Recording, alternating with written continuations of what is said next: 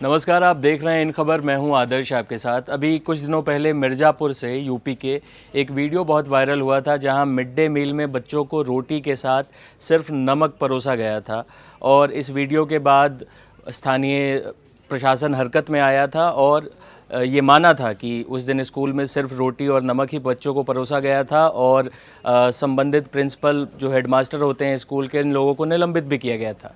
अब इस घटना में एक नया मोड़ आ गया है। जिस पत्रकार ने वो वीडियो बनाई थी उसका नाम था पवन जायसवाल।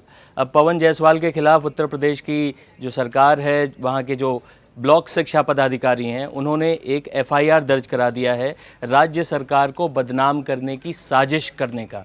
3 पन्नों की इस एफआईआर में ये लिखा गया है कि उस दिन स्कूल में सिर्फ रोटियां ही बनी थी, लेकिन ग्राम प्रधान के जो प्रतिनिधि हैं उनको पत्रकार को बुलाने की बजाय स्कूल में सब्जियों की व्यवस्था करानी चाहिए थी। ये कुछ अजीबोगरीब मामला हो गया है, जहां सरकार ने पहले तो ये स्वीकार किया था कि हाँ, इस तरह की कमी है और स्कूल में बच्चों को कई बार सिर्फ रोटी और नमक भी परोसा जाता है। लेकिन अब ये मामला थोड़ा सियासी बनता जा रहा है और एक पत्रकार के खिलाफ जो स्थानीय स्तर पर, छोटे मोटे स्तर पर काम करते हैं, उनको एक तरीके से डराने धमकाने की भी कोशिश हो रही है।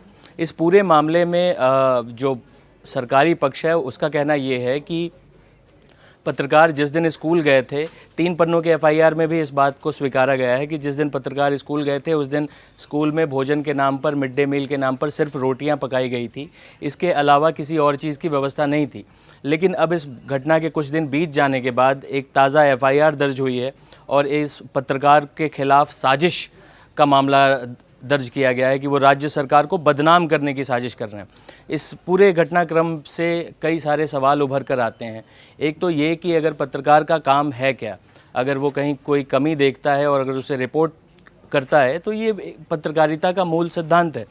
अगर सरकार उसके खिलाफ इस तरह की कार्रवाई करती है, इस कार्रवाई में भी कई पेच है। आप उस समय के तमाम फुटेज आपको यूट्यूब पर मिल जाएगा जहां सरकार ने ये माना था कि ऐसी अव्यवस्था है स्कूल में और हम इसके खिलाफ कार्रवाई करेंगे। न सिर्फ ये बल्कि उस स्कूल के हेडमास्टर को निलंबित भी किया गया था। अब जाकर सरकार को ये लग रहा है कि नहीं साहब, ये तो हमें बदनाम करने की साजिश की गई थी और पत्रकार के खिलाफ साजिश में शामिल होने का आरोप है। पत्रकार के अलावा ग्राम प्रधान के एक प्रतिनिधि पर भी ये आरोप लगाया गया है। तो ये मामला अब एक अलग मोड़ ले चुका है जहां पर पत्रकार को उसके रिपोर्ट के आधार पर एफआईआर दर्ज करने की कोशिश की गई है। ये सीधे सीधे एक तरीके से अभिव्यक्ति की आज़ादी को नियंत्रित करने का मामला है, क्योंकि जिस तरीके से हम देख रहे हैं कि मिड डे मील का पूरे भारत में आप जो लोग ये वीडियो देख रहे हैं, मैं यकीन से कह सकता हूँ कि आपका परिवार या आपके घर में आपका बच्चा सरकारी स्कूल में नहीं पढ़ता होगा। आपके आसपास, आपके घर गांव के पास ज़रूर कोई सरकारी स्कूल होगा। कभी समय निकालकर सरकारी स्कूल में जाइए और देखिए कि वहाँ किस तरीके से बच्चे पढ़ाई करते हैं, कैसे वो फ्लोर पे बैठते हैं, किस तरीके से जब उनको भोजन दिया जाता है तो बेसिक हाइजीन का भी पालन नहीं किया जाता है। और ये एक खुली हुई सच्चाई है, इसमें कोई ऐसा रहस्य उद्घाटन नहीं है जिसे सुनकर आप चौंक जाएंगे। लेकिन इस पूरी मिर्ज़ापुर की घटना के बाद कई तरह के सवाल खड़े हुए हैं। एक तो ये कि अगर वो पत्रकार साजिश करने में ही शामिल था तो सरकार और सरकारी अधिकारियों ने पहले ये बात स्वीकारी क्यों, अपने अधिकारियों और स्कूल के से जुड़े लोगों पर कार्रवाई क्यों की, और इतने दिनों के बाद अब जाकर वो पत्रकार के ऊपर ही एफआईआर दर्ज करके ये कह रहे हैं कि ये एक साजिश थी। इस पूरे घटनाक्रम पे हम नज़र बनाए हुए हैं, लेकिन जो सरकारी स्कूलों में जिस तरीके से बच्चों के साथ व्यवहार किया जाता है और जिस तरीके से हमने अपनी शिक्षा व्यवस्था को सरकारी स्कूलों में एक तरीके से अनाथ छोड़ा हुआ है।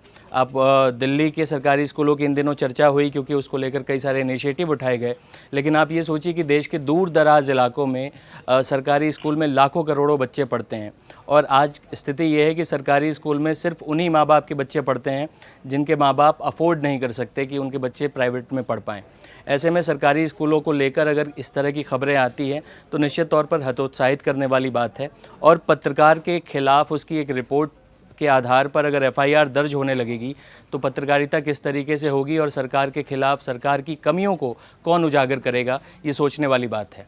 आप इस पूरे मुद्दे पर क्या सोचते हैं, हमें कमेंट बॉक्स में ज़रूर बताएं। आप देख रहे थे इन खबर। धन्यवाद। इन खबर चैनल को सब्सक्राइब करें और बेल आइकन दबाना ना भूलें।